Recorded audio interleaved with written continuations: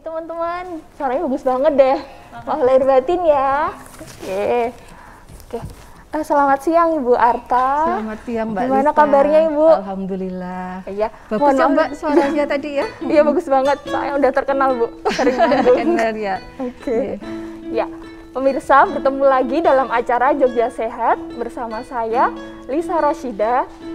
Saya adalah ahli gizi dari Rumah Sakit Akademik UGM. Nah, di sini saya bersama Ibu Arta selaku dosen di Biokimia FKKMK mau ngobrol bareng nih gimana terkait pengaturan gizi seimbang pasca Lebaran. Iya. Mbak Lisa, kebetulan nih saya masih bawa, ini masih ada beberapa kue. Ini kastengel kesukaan saya Mbak.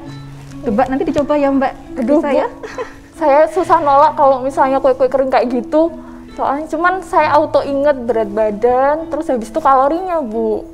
Iya betul, kadang kalau udah seperti ini ya, habis puasa, kemudian Lebaran, banyak makanan, bermacam-macam, itu memang kita boleh merayakan, tapi kita harus ingat juga membatasi supaya tidak ada terjadi gangguan di dalam tubuh kita. Iya. Agak ngeri-ngeri gimana gitu ya Bu, kan kue kering kayaknya cuman kecil gitu, kita nggak mungkin makan 1 atau 2 biji, padahal 3 kue kering itu bisa sampai setara dengan kalori 1 centong nasi. Iya. Ngeri banget ya Bu. Belum lagi minumannya ya. Waalaikumsalam warahmatullahi wabarakatuh. Bu Eva, apa kabar? Terima kasih sekali. Ini lama tidak berjumpa nih dengan Bu Eva.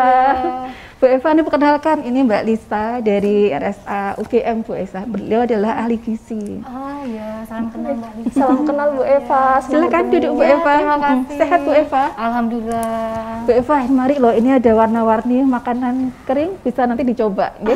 Iya. Aduh, itu makanan favorit saya semua nih. Iya, warna-warni ya Bu. Iya, warnanya menarik sekali. Aduh, gimana ya? Saya Kenapa Bu? berat badan saya naik lagi nanti. Udah masih kelihatan kecil loh ini Bu. Ternyata dia Bu. Ada timbangan nih Mbak Lisa. Kita bisa cek ini iya, apa boleh, benar boleh, ya Mbak boleh, Lisa. boleh. Silakan Bu. Ya. Eva. Nah Ibu, ini namanya alatnya BIA. Jadi selain untuk mengukur berat badan, bisa diketahui juga kayak persen lemak, persen otot. Cuman cara makainya dilepas dulu alas kakinya. Oh iya. Kemudian Coba saya coba setting ya. dulu ya, umur Ibu berapa? 50. Kemudian tingginya? 158. Oke, silahkan naik. Ya, dipaskan di platnya. Iya, udah pas ya. Ya, sudah. Ini silahkan tangannya lurus, ya, kayak naik motor. Ya. Begini. Iya. Udah betul ya? Iya. Nah, ini mendeteksi.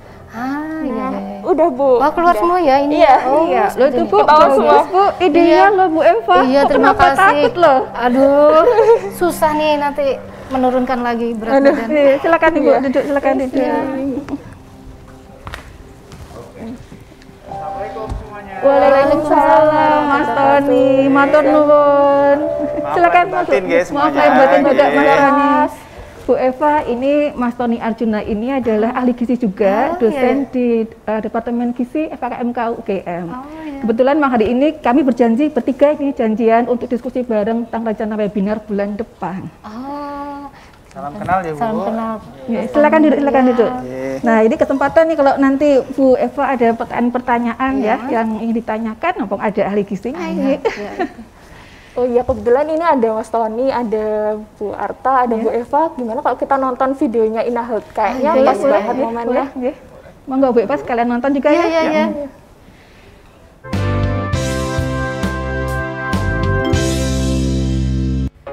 Bulan Ramadan telah berakhir, saatnya kita menyambut hari kemenangan. Hari Raya Idul Fitri bukan hanya identik dengan mudik dan silaturahmi saja. Siapa sih yang tahan dengan godaan ketupat, opor ayam, dan makanan bersantan lainnya? Menu makanan di hari Lebaran sudah pasti kelezatannya. Namun perlu diingat bahwa konsumsi makanan berlemak tinggi selama Lebaran bisa mengganggu kesehatan. Nah, ada 5 tips yang bisa dilakukan agar tetap sehat saat menyantap makanan Lebaran. 1. Jadwal makan tetap teratur dengan porsi yang tidak berlebihan, yakni boleh makan berkali-kali namun dengan porsi kecil. 2. Makanlah makanan dengan komposisi zat gizi yang seimbang, yaitu lebih banyak sumber karbohidrat seperti nasi atau ketupat. Tidak terlalu banyak makanan dengan lemak jahat seperti opor dan gulai, serta dibatasi untuk konsumsi cemilan termasuk kue-kue kering. 3. Setiap kali makan harus disertai dengan sayur dan buah. Sumber serat ini dapat menjaga rasa kenyang lebih lama dalam lambung agar kita tidak makan terlalu banyak. Keempat, kita perlu ingat bahwa kalau kita sudah mengkonsumsi makanan yang berlemak dalam satu hari, maka kurangi asupan kue kering dan bisa kita ganti dengan buah saja. Dan yang terakhir, kurangi konsumsi minuman manis dan cukup diganti dengan air putih, sehingga mengurangi kalori yang masuk ke dalam tubuh kita. Berat badan yang cenderung turun ketika puasa malah bisa melonjak naik kalau konsumsi saat lebaran tidak bisa kita kontrol. Mari atur porsi makan kita agar tetap sehat di hari raya.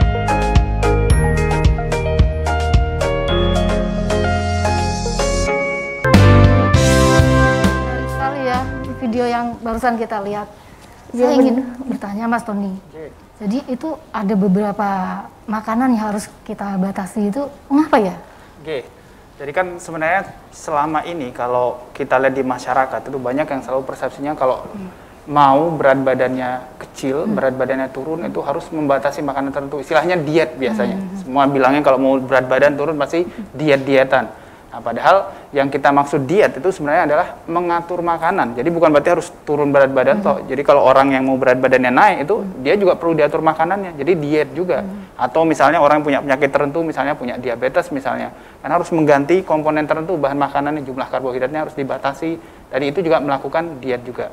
Nah, seperti dalam video tadi supaya tubuh kita berfungsi dengan baik itu harus dibatasi jenis-jenis tertentu yang kalau masuk terlalu banyak pada saat yang bersamaan nanti bisa membuat fungsi tubuh kita menjadi terganggu.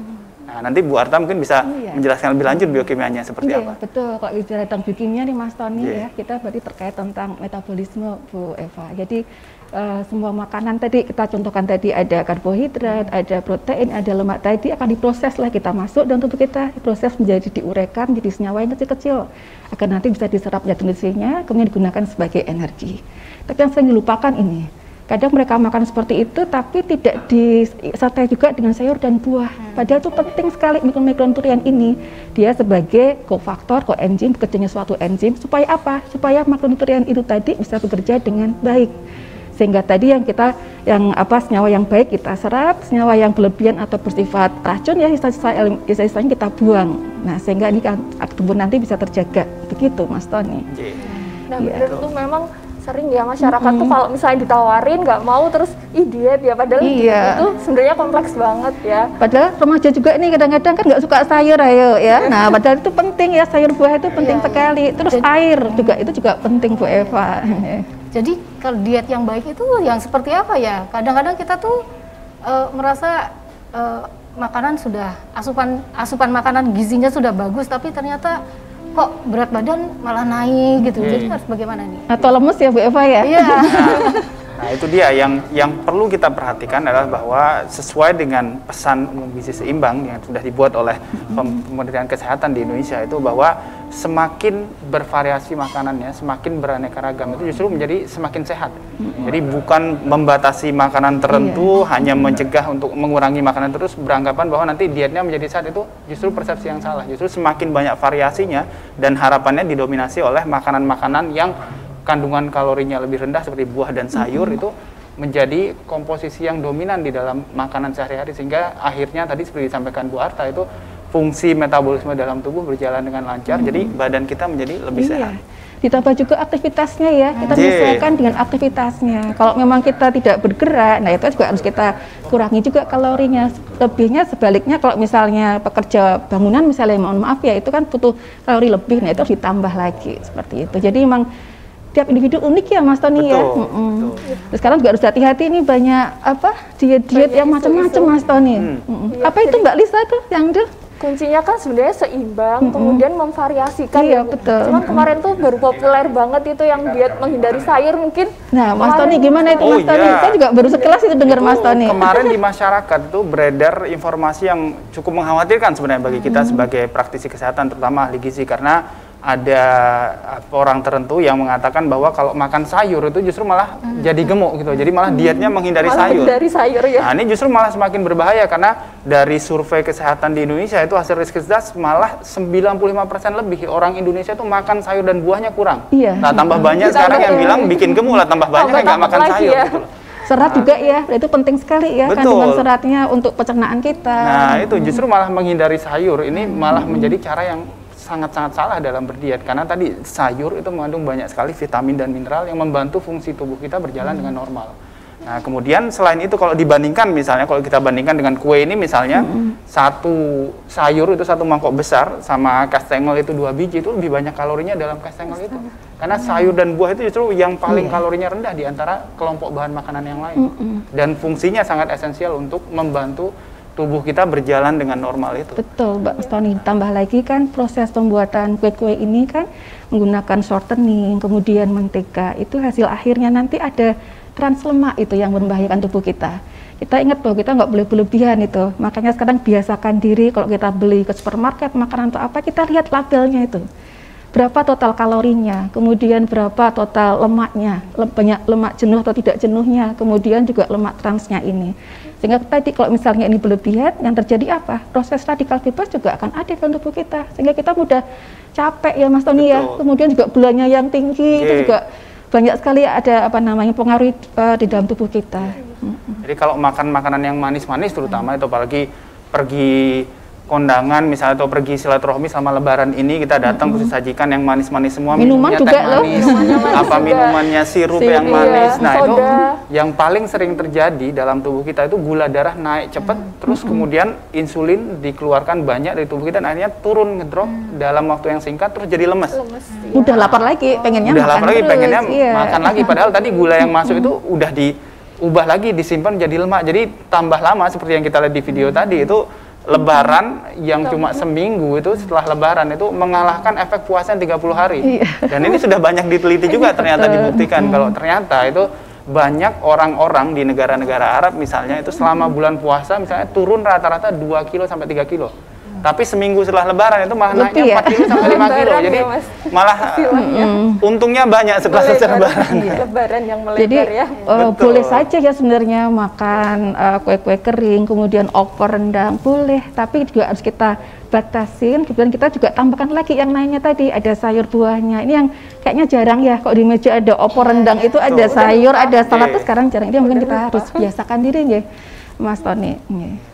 Pengalaman Bu Eva gimana selama ini? Kalau saya, ya mungkin juga saya sebenarnya nggak diet ya, cuman saya mengatur pola makan aja. Jadi saya sebentar, ini kayaknya ada sesuatu Mbak Lisa. Oh ya. Sebelum kita ngobrol lagi, ya.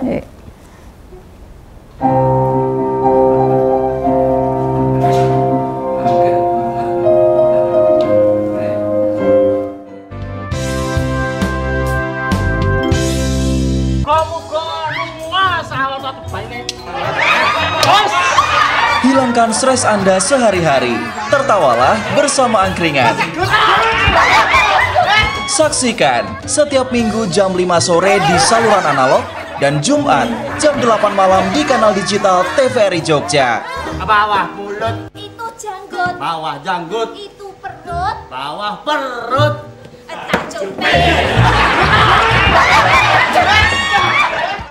Iki jenenge jenang sumsum ya. Makanan khas Jogja. Niki bubur. Ini mangan karo iki piye? Coba wae singo. Karo ndak demak iki ya. Aja nganti mlebu ngono. Burung som ndak demak. Keret. Halo telur-telur, jangan lupa saksikan ya Dalak di TVRI Jogja. Jantungku berdetak cepat, inilah waktu yang tepat. Segera aku bersiap, jangan sampai ku terlambat. Temarakan akhir pekan Anda dengan Music Camp setiap hari Jumat pukul 7 malam dan hari Sabtu pukul 3 sore waktu Indonesia Barat, hanya di TVRI Jogja.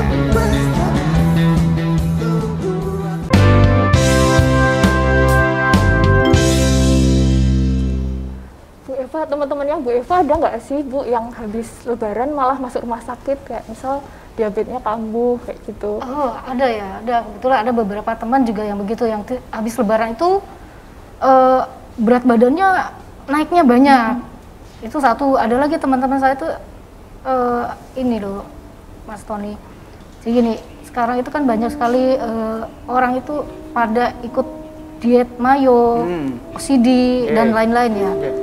Nah itu bisa menjelaskan itu sebenarnya bagaimana itu? Ya, oke. Jadi pada dasarnya sebenarnya kalau kita lihat itu dari semua jenis diet, mau yang diet keto, diet mayo, diet OCD, itu semuanya itu mengandalkan supaya dalam total sehari itu makannya kalorinya lebih rendah intinya. Jadi akhirnya berat badan itu bisa turun, tapi ada bedanya, ada yang turun perlahan, ada yang turun agak lebih cepat sedikit. Tapi ada juga yang kembali naik lagi. Nah setelah itu, karena masalahnya adalah melakukan diet-diet tersebut itu sesuatu yang sifatnya nggak bisa dilakukan secara terus-menerus gitu. Coba misalnya kalau saya Bu Eva mau sepanjang seumur hidup terus makannya seperti itu terus, mustahil kan, susah untuk dilakukan gitu. Jadi makanya setelah selesai periode dietnya cenderung akan terjadi yo-yo effect, itu kembali lagi bahkan lebih tinggi dibanding dengan sebelum berdiet itu. Tapi justru yang ingin saya tekankan adalah bahwa melakukan diet yang model-model seperti itu resiko kesehatannya besar sekali. Karena sudah banyak dilakukan penelitian ini, saya yakin Bu Arta juga sudah sering melihat itu di dalam jurnal-jurnal ilmiah itu dilaporkan orang-orang yang melakukan diet ekstrim misalnya yang diet keto itu bahkan sampai meninggal. Case report yang menyatakan bahwa ada anak kecil yang dilakukan diet dan dimonitoring, tapi monitoringnya menjadi loose, itu akhirnya meninggal. Kemudian orang yang melakukan diet yang model tinggi lemak, kemudian rendah karbohidrat, tinggi protein, itu juga akhirnya ada yang setelah beberapa tahun akhirnya muncul penyakit degeneratif yang nggak bisa dikembalikan lagi, penyakit jantung, penyakit stroke. Jadi sesuatu yang menakutkan itu nggak muncul saat itu, tapi nanti dalam waktu beberapa tahun terus terjadi banyak sekali kegagalan organ tubuh yang sangat membahayakan. Nggak terasa ya. Kalau diet kalau obat mungkin sekali efek sehari 2 hari udah efek, tapi kalau diet memang efeknya jangka panjang. Betul. Jadi intinya juga ketika diet ya, kita kan pengen tidak hanya turun berat badan atau berat badan ideal, tapi kita merasa sehat, merasa bugar, kita dapat bisa beraktivitas optimal. Kalau kita makan, habis makan kok kita capek, kita ngantuk, nah pasti ada yang keliru ini. Baik itu mungkin jumlahnya, atau mungkin dari komposisi makanannya, jenisnya. Mungkin tadi terlalu banyak gula ya Mas Tony, atau terlalu banyak lemak jenuhnya misalnya. Kadang buat kita pusing dan sebagainya. Sebaliknya kita, tadi yang keto tadi ya, itu kan tidak mau makan karbohidrat ya Mas Tony ya. Padahal organ tubuh kita juga ada yang energi utamanya itu hanya dari glukosa, misalnya otak sama sel darah merah. Sehingga kalau misalnya kok pusing ya, karena ketika habis itu minum teh anget ya, manis itu ya, kok nyepiar gitu ya istilahnya Jawanya ya. Nah, itu karena gulanya itu yang akan membantu menjadi sumber energi. Nah, jadi dan itu kadang-kadang yang lupa ini Mas Tony. Kadang tadi diet-diet itu melihatnya dari medsos ya Bu Eva. Ya, melihat dari berita-berita, tidak diikuti dengan ahlinya, kemudian tidak dikontrol juga. Misalnya melakukan medical check up untuk melihat sekian lama, kemudian melakukan diet tadi, kemudian dilihat fungsi jantungnya bagaimana, fungsi heparnya bagaimana, fungsi ginjalnya bagaimana, karena mereka kan juga pasti kan juga bekerja ya, bekerja ekstra, apalagi kalau tadi ekstrim tadi katakan ya Mas Tony ya. Jadi sebenarnya poinnya gampang ya Bu buat menentukan diet itu yang baik, yang kayak gimana. Poin pertama, bisa nggak sih dilakukan seumur hidup? Terus yang kedua, tubuh kita itu ngerasa nyaman nggak dengan melakukan diet itu? Kemudian yang ketiga, didampingi oleh ahlinya. Seperti itu mungkin ya, biar memudahkan gimana sih diet. Dan penting lagi mungkin tentang Mas Tony mungkin bisa menjelaskan tentang individual itu, nutrisi Mas Tony. Oke. Jadi selain melihat kondisi tubuh kita, sekarang kita sudah punya teknologi yang jauh lebih canggih lagi yang sudah bisa mempelajari sampai dengan DNA di dalam tubuh kita untuk melihat kira-kira dengan susunan gen yang kita punya itu resiko penyakit apa yang akan muncul ke depan. Jadi kita punya cabang ilmu namanya nutrigenomics sekarang yang mempelajari tentang bagaimana kita mengatur diet untuk meminimalkan resiko terjadinya penyakit di masa depan. Jadi benar-benar setiap orang itu dibuat dietnya spesifik sesuai dengan kondisi tubuhnya, sesuai dengan status kondisi gennya. Jadi akan sangat-sangat lebih tepat dan bisa membantu dalam jangka panjang dibandingkan dengan kalau kita tadi ngelihat di Instagram, ngelihat di medsos, terus habis itu dicoba diterapkan di rumah tanpa berpikir panjang, terus akhirnya malah dalam jangka waktu singkat itu banyak yang mengalami efek samping yang tidak diinginkan. Dan lagi juga kita ingat juga ketika mungkin ya ada kok tadi kita diet tapi tidak turun-turun berat badannya. Nah, kita juga bisa lihat mungkin metabolismenya menurun ini Mas Tani kan, melambat. Nah, kenapa itu melambat? Misalnya karena kurang minum atau kurang istirahat atau stres ya, atau kemudian kita kebiasaan buruk kita misalnya laki-laki ini merokok atau minum alkohol gitu juga bisa mempengaruhi itu. Jadi banyak hal faktor yang membuat tubuh kita tetap segar, tetap sehat, tetap bugar ya. Tidak hanya dari asupan yang dibatasi ya, sebenarnya dari kehidupan kita sehari-hari juga harus kita jaga dengan baik. Jadi kita memang kita banyak mendapatkan informasi dari media sosial, media cetak mengenai diet itu selama ini tuh kurang ya. Ada yang salah mungkin ya atau bagaimana ya? Jadi kebebasan media ya Mas. Memang pesannya banyak yang akhirnya membuat orang menjadi multitafsir, bahkan membingungkan seperti itu. Nah, tapi kan yang harus kita perhatikan adalah sebagai seorang individu itu apakah kita mau mengorbankan kesehatan jangka panjang itu demi pencapaian yang sifatnya jangka pendek. Jadi turun berat badan dalam waktu singkat, tapi terus setelah itu sakit-sakitan, sisanya kan percuma juga seperti itu. Nah, mungkin Bu Arta punya pengalaman selalu sering yang ditekankan kepada mahasiswa bahwa setiap kali membaca, mendengarkan sesuatu itu apa yang selalu kita ajarkan kepada mereka biasanya? Nah iya, kalau saya adik-adik kan saya betul bidang dasar ya Mas Tani, sehingga kalau jangan dengan adik-adik ini mungkin ingat ya, jangan dibaca, jangan hanya tinggal kemudian diingat, tapi juga dipraktekkan. Biokimia itu sulit memang, tapi ketika kita membayangkan tubuh kita, kita makan, habis itu jadi apa ya, kita sambil membayangkan itu jadi kita mudah merasakan. Dan ketika tubuh kita kok nggak enak ya, kita juga harus tahu kondisi tubuh kita seperti apa. Apakah tubuh kita ada gangguan hormonal misalnya, seperti ada gangguan tiroid, diabetes, yang itu menyebabkan kita kok mudah lesu, makan dikit aja kok udah cepet naik. Nah, karena kita mengenal tubuh kita, nah kita bisa mengantisipasi. Tadi katakan ada genetik ya Mas ya. Genetik itu hanya sekian persen kecil ya Mas ya. Jadi jangan salahkan, ini saya gini karena orang tua saya. Nah, yang salahin ya jadi nenek moyang ya. Enggak, padahal kita bisa mencegah, bisa mengontrolnya, tidak terpicu ya kalau perilaku kita juga baik. Ini yang sehingga 80% ini bisa kita kontrol nih, bisa kita ubah perilaku sehat kita. Terus di media tuh sekarang banyak hoax ya Bu, jadi di WA berseliweran, terus diikutin kayak gitu. Mungkin gimana sih cara memilah sumber informasi terlebih buat orang awam? Ya, kita ikuti satu, kalau kita dari ilmiah ya, jelas dari jurnal-jurnal yang terpercaya. Jurnal pun perlu hati-hati ya Mas Tony ya. Ada jurnal yang abal-abal kenalnya ya, kita harus melihat jurnal itu jurnal baik atau tidak. Atau kita lihat website resmi. Ada website gizi kan ya Mas, yang nasional itu? Ya, kita punya websitenya. Kemudian ada yang website dari dari institusi, atau ini dari InaHealth, ini juga bagus sekali. Banyak sekali video-video menarik loh. Bu Eva nanti bisa searching deh di InaHealth itu, banyak sekali informasi, dan mohon juga mungkin bisa dibagikan juga ke teman-teman lainnya. Jadi dan kok kita masih ada keraguan atau pertanyaan, datang ke ahlinya. Misalnya ahli gizi ini ada Mas Tony, di rumah sakitnya ada Mbak Lisa dan sebagainya. Tapi kebanyakan ini loh Bu Arta.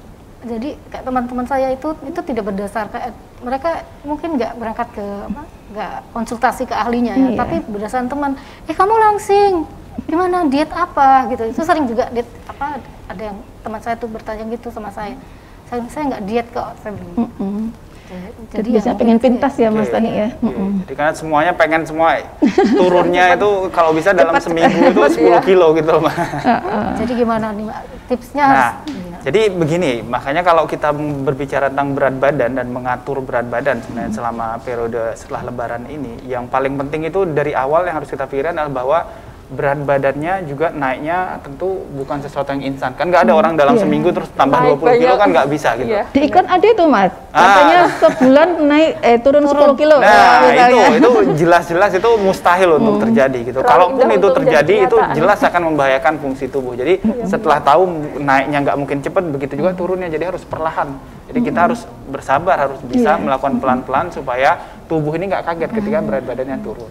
Dan kemudian tadi mengurangi asupan makanan-makanan yang volumenya kecil, ukurannya kecil seperti kue-kue di depan kita ini misalnya, tapi itu kalorinya padat sekali. Jadi itu sebagian besar yang kita makan itu tidak digunakan untuk aktivitas. Kalau kita kebanyakan duduk, kebanyakan aktivitas yang ringan, itu akhirnya jadi lemak semua. Nah, tapi justru harus diganti dengan dominan yang tadi yang hoax mengatakan bahwa membuat gemuk itu cuma sayur dan buah itu yang harus dikonsumsi dalam jumlah banyak. Karena sayur dan buah itu kalorinya rendah, bikin perut kenyang lama, seratnya tinggi, vitamin dan mineralnya banyak, jadi tubuh itu menjadi semakin sehat.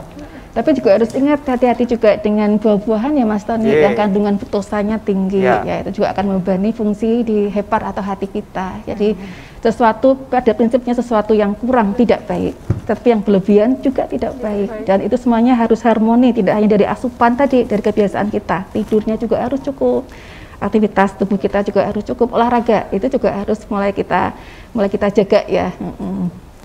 Bu Eva apa nih olahraganya Bu Eva? Saya biasanya jalan. Oke, sekali saya berenang.